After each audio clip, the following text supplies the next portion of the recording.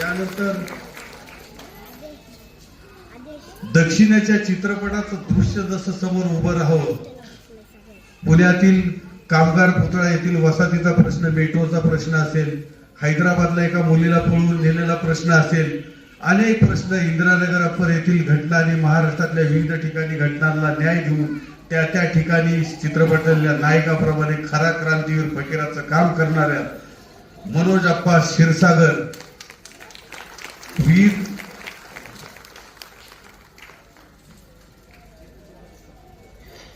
चेतन भाऊ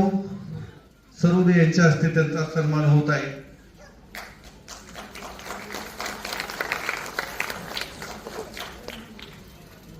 क्रांतीवीर संघटनेची स्थापना करून त्यांनी सहकार्याच्या वतीने अनेकांना न्याय देण्याचा